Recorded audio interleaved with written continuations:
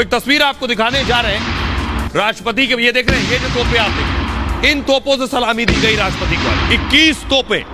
लोगों के लिए आकर्षण का केंद्र अगर कोई दूसरी चीज होती है तो ये 21 तोपों की सलामी होती है। आपने सुना होगा राष्ट्रपति को 21 तोपों की सलामी दी जा रही है, बॉडीगार्ड्स खड़े हैं और 21 तोपों की सलामी दी जा रही है। वो तस्वीरें आप देख रहे हैं। आइए अगली तस्वीर दिखाइए जरा। ये आप देख रहे हैं, ये वो 21 तोपें हैं, इनके जरिए सलामी दी गई। एक साथ खास बात ये भारत की बनी है, मेड इन इंडिया तोपें थी। पहली बार मेड इन इंडिया तोपों से सलामी दी गई, भारत में निर्मित है।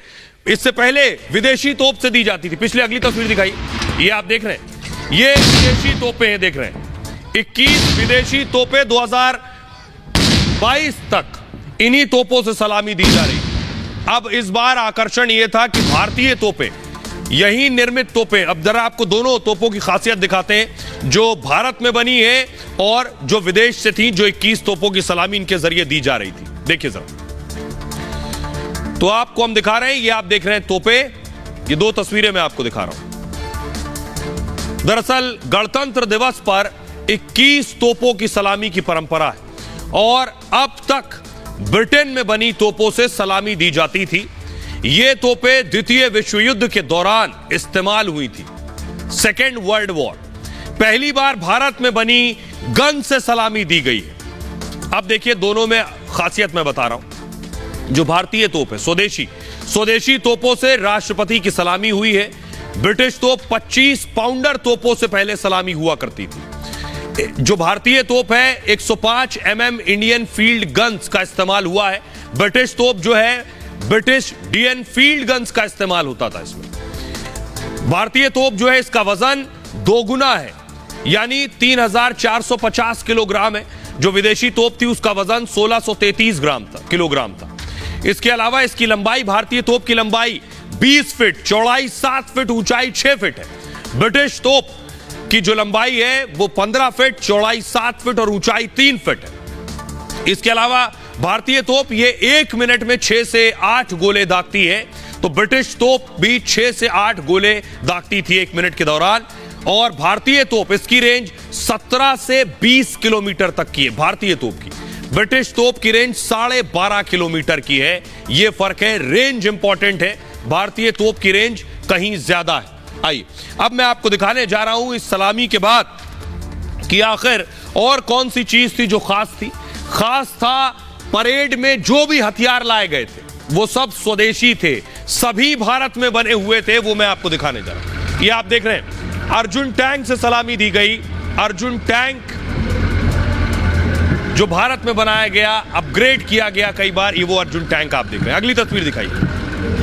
वज्र वाहन आप देख रहे हैं जिसे भारत में तैयार किया गया है। वज्र टैंक आप देख रहे हैं, वज्र टैंक जो भारत में बना, मेड इन इंडिया, इसके जरिए सलामी दी गई। अगली तस्वीर, ब्रह्मोस मिसाइल, यह भी भारत में निर्मित है। स्वदेशी ब्रह्मोस मिसाइल, विदेशों में भी इसकी खासी डिमांड है, इसको भी परेड में शामिल किया गया। अगली तस्वीर दिखा रहा हूं, आकाश मिसाइल भी भारत में बनी, यह भी पूरी तरह से स्वदेशी है। तो जितने भी हथियार आज नुमाइश की गई परेड में, वो सब भारत में बने हैं। आइए इन सब की खासियत आपको बताते हैं। और ये फख्र की बात है कि ये सारे हथियार हिंदुस्तान में बन रहे हैं जो परेड में शामिल किए जा रहे हैं।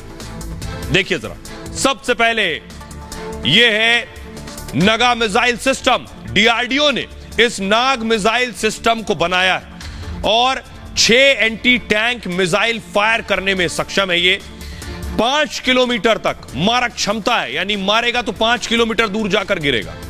युद्ध में गेम चेंजर माना जाता है इसको। ये आ गया BrahMos missile. Supersonic cruise missile है ये भी परेड में थी। रेंज इसकी 400 किलोमीटर है और हवा, पानी, जमीन से वार करने में सक्षम है। ये दुश्मन के इलाके में लक्ष्य साधने में भी सक्षम है। ध्वनि की गति से 3 गुना तेज इसकी रफ्तार है। ये आप देख रहे हैं आकाश मिसाइल, डीआरडीओ की पहली वायु रक्षा प्रणाली है। ये सतह से हवा में मार करने में सक्षम है और 150 किलोमीटर तक एयर स्पेस की निगरानी करती है। बालाकोट एयर स्ट्राइक के बाद सीमा पर आकाश को तैनात किया गया। अब यह है K9 वज्र टैंक। दक्षिण कोरिया की मदद से भारत में बनाया गया है ये वज्र टैंक।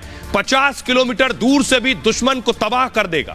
इसमें तोप और टैंक दोनों की खूबियां हैं। लद्दाख सेक्टर में इस वज्र को तैनात किया गया है। ये आप देख रहे हैं MBT अर्जुन टैंक, आधुनिक और स्वदेशी युद्धक टैंक है ये, और तीसरी पीढ़ी का 3rd जनरेशन खास युद्धक टैंक है। टैंक में 120 mm राइफल गन भी लगी हुई है। टैंक में 120 mm राइफल गन है, ये इसकी खासियत है। आइए अब इन सब के बीच मेड इन इंडिया गणतंत्र देख लिया, लेकिन इसमें विदेशी मेहमान हर बार एक चीफ गेस्ट आते हैं। इस बार मेहमान कौन थे ये आपको बताने जा रहे हैं और क्यों खास थे मेहमान, ये आप देख रहे हैं। इजिप्ट मिस्र के राष्ट्रपति इस बार मेहमान थे। प्रधानमंत्री नरेंद्र मोदी उन्हें रिसीव करने पहुंचे, कल ही भारत आ गए थे। ये वो तस्वीर आप देख रहे हैं, प्रधानमंत्री उन्हें लेने के लिए पहुंचे। हर साल इस मौके पर एक विदेशी मेहमान आते हैं। पहले इनके बारे में आपको बताते हैं कि इजिप्ट के राष्ट्रपति को ही क्यों बुलाया गया था, क्या वजह है उसके पीछे। देखिए, मोदी के दोस्त रिपब्लिक डे के मेहमान थे और मिस्र के राष्ट्रपति, इनका नाम है Abdel Fattah al Sisi, chief guest थे। पीएम मोदी के खास दोस्त हैं अब्देल फतेह, और मोदी अब्देल की दोस्ती की मिसाल दी जाती है। आपको बताऊं कि आतंकवाद और कट्टरवाद पर मिस्र और भारत साथ साथ है। OIC यानी मुस्लिम कंट्रीज का जो संगठन है, OIC में भारत की मजबूत आवाज अगर कोई है तो वो अब्देल फतेह है। अरब देशों में भारत का तीसरा करीबी दोस्त है मिस्र। इसके अलावा सऊदी अरब और UAE के बाद सबसे ज्यादा भरोसेमंद देश है। अरब देशों में मिस्र की आबादी सबसे ज्यादा है और मिस्र में भारतीयों की तादाद भी काफी ज्यादा है। 75 साल से मिस्र के साथ भारत के कूटनीतिक रिश्ते हैं, इसलिए इजिप्ट के राष्ट्रपति को, राष्ट्राध्यक्ष को बुलाया गया था।